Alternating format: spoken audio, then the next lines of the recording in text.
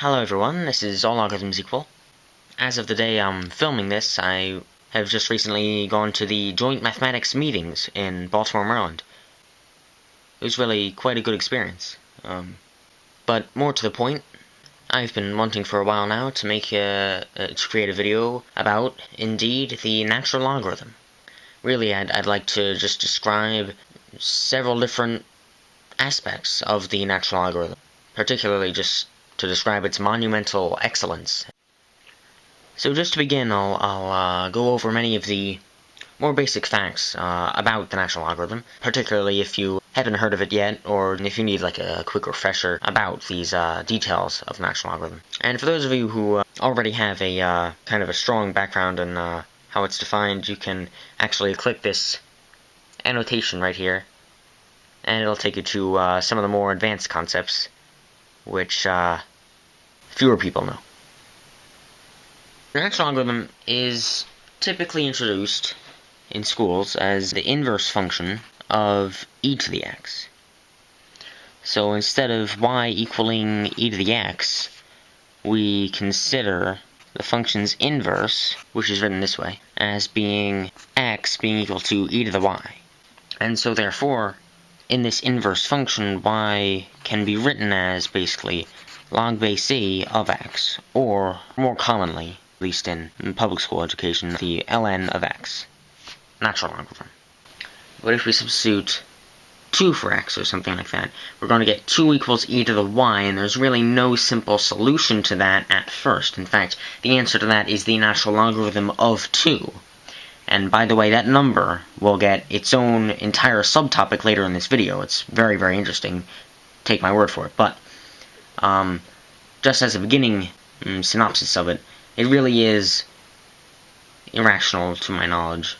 It's really just defined to be the number, really, to which e is raised in order to get to. So that's how these numbers are being defined, and they are kind of irrational, which might be difficult to get your head around at first. Like, how can we have an irrational exponent? Like, what is, e to the 0.693147? What is this nonsense, right? I mean, it's not like you can multiply a number by itself a half a time, right? Well, technically, if we use logarithms, such as natural logarithm, and we kind of stretch our minds a bit, at least at first, if you're not already used to it, then certain very interesting properties arise. And so that's just the whole basis of this. So bear with me, and I promise you'll find something fascinating. Now, the ideas of logarithms, and eventually this very unique case of the natural logarithm, were actually being developed in the 17th century by many different mathematicians, including John Napier, actually, who is a Scottish mathematician. And there are many different stories which relate to the development of logarithms. Typically, at first, the use of logarithms really just centered on making computing things easier. There were these very long log tables, which you can see. And basically, and a very good kind of explanation on the use of logarithms to make computing things simpler is that if we have some product, say x times y, and we want to find that product, call it z, is going to be our solution. And if we take the logarithm of both sides, particularly, let's say, the natural logarithm, although technically this works for any logarithm, I'd like to point that out, then we can legally take the ln of both sides in mathematics, so it's really just ln of xy equals ln of z. I just say ln for short when I'm describing formulas, just it kind of rolls off the tongue better. I guess it just makes formulas quicker, easier to say. But ultimately, by this property of logarithms, we know that the ln of x plus the ln of y equals the ln of z. So essentially, we can break apart this one term, ln of xy, to get ln of x plus ln of y, and now that is very interesting. That's something that shouldn't be overlooked. It's a very interesting property. And there's a couple different remarks that I'd like to make. ln, I'm fairly sure it comes from a certain Latin phrasing of Logarithmus Naturalis, which is interesting. That's in terms of the notation, I find that rather interesting. And also, typically in college-level classes, and this I find quite interesting as a mathematician, in math classes, which one would take after high school, and particularly in mathematical research and journals and more authentic, more official documents, you typically do not see ln written in this fashion. Normally you actually just typically see the word log of x. At least that's, in my experience, what I have seen. I just find it very remarkable, not necessarily completely shocking, but at least notable that mathematicians tend to refer to log base e as almost their default, because it's interesting to study. It has several unique properties, which I'm about to get into. But because it has these many interesting properties, many things that are worth studying and worth thinking about, they simply make it essentially their default. Whenever they say log, they certainly mean the natural logarithm. And I've said it before, and I suppose I'll say it again. Who doesn't love logarithms, really? I mean, when you get right down to it, there are some really interesting laws about logarithms. And so using this this law here, where ln of xy equals ln of x plus the ln of y, is a very fundamental kind of law of logarithms. Now I'm going to prove this other idea about logarithms. If we have the ln of x to the k, or x is being taken as some arbitrary power, this means we have the ln of, if we think about it, it's x times dot dot dot. So x being multiplied by itself, k times. And what this actually means by this above law, which I just told you, it's basically just saying that we can split this up and say ln of x plus another ln of x, because these two, just considering the first two arbitrary x values, they're being multiplied together, so they're being multiplied together within the parentheses, so we can separate them. Ln of x plus another ln of x, plus, well, it goes on for an arbitrary amount of time, arbitrary number of x's, and we finally get our last one. And at this point, we know that there are exactly k of them, exactly k of these terms, that is. And there are a couple different ways of thinking about finishing this proof, but basically, since we have k of these identical objects, we can make k our coefficient, and treat this as one term, and there are k of them in total, so the sum of all of them together will be k ln of x's, or k times ln of x.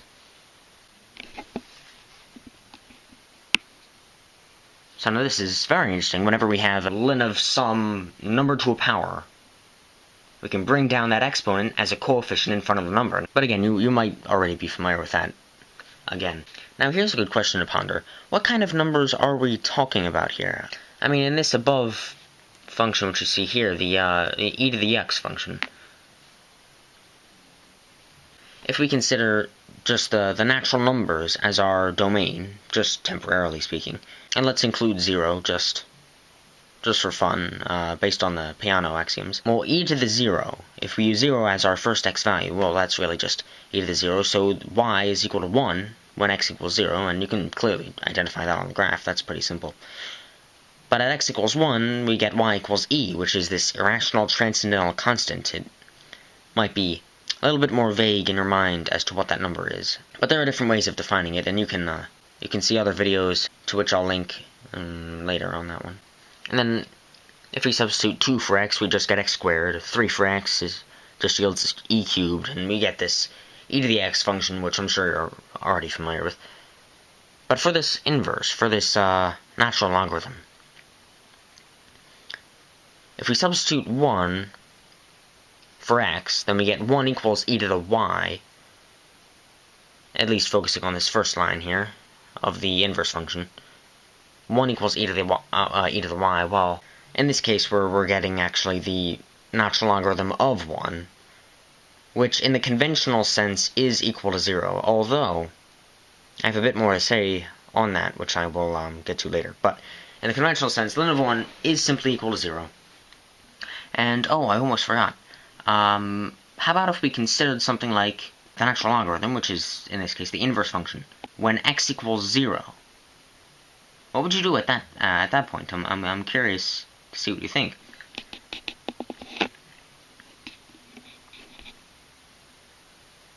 So, in fact, I recommend you pause the video now and just consider what would happen if we substituted 0 for x in this inverse function. What do you think would happen? It's a very interesting kind of mathematical problem if you haven't thought of it already.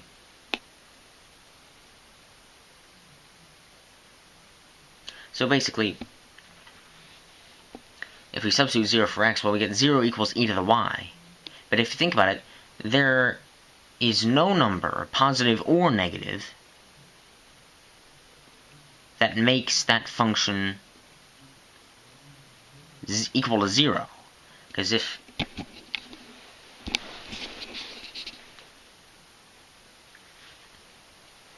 we choose some positive number for our y in this equation, we just get e to some positive number, which is some positive number. If we choose a negative number, let's say negative 5, we get e to the negative 5, or 1 over e to the 5, which is surely a pretty small number. But it's still not exactly 0, right? So, one thing you could say about it is that basically there's no solution. That's kind of the simplest way of wording it. But if we have x equals e to the y, and x equals 0, I'm just rewriting what I had said before, e to the y equals 0, well, there's no real solution for y to this assertion. That's a true statement, but what we can say is that if we took the limit in some way of y, or as y approaches negative infinity,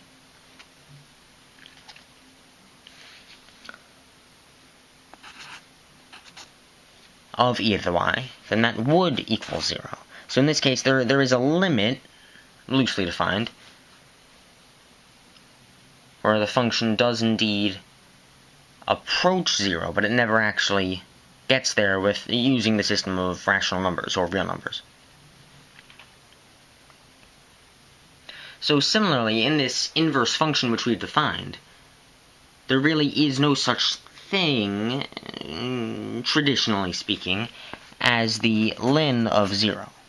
The ln of 0 is undefined, essentially. That's how it's typically treated. Now, are there ways around this? Probably yes. And is there a way of informally writing a limit for it? Yes, there absolutely is. That would be the limit as x approaches 0 from the right, because we're at least, so x positive domains does not equal 0, but x approaches 0 from the right of this function, I'll say f to the negative 1 of x. Then in that case, the limit would honestly equal negative infinity. So it's kind of like this above statement here, just rewritten. That was just an interesting thought experiment. Perhaps I'm digressing, but it's something to think about in terms of the graph of this function, which we'll now be able to see a more complete version of.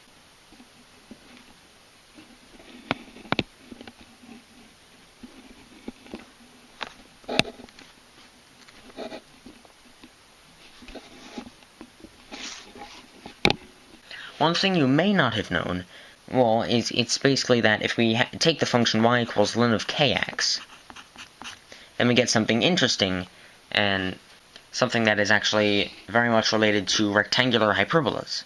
And I'll show you what that is right now. If we basically take the first derivative of the function, so we take y prime of x, meaning we make an effort to get a formula for the slope of this function at any individual point, then basically we're getting something very special, using the chain rule in this particular case. And I'll post some videos perhaps clarifying this in the future, but basically we get 1 over kx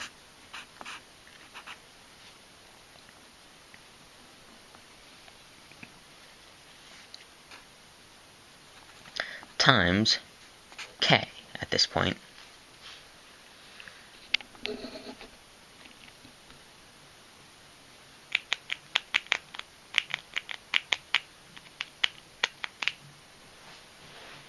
And at this point the k's cross out, and we get basically 1 over x. So given any function ln of kx for any constant k, let's say we choose 2x, I'll say the function ln of 2x, then its derivative would simply be 1 over x. And that's incredibly interesting, because it actually doesn't matter what constant you choose. That's just just kind of fascinating property. You can choose any constant you like. You can choose ln of 5x, ln of 11.5x. You can choose ln of pi x, ln of any constant you want times x. And we end up with this rectangular hyperbola, which you can see right there.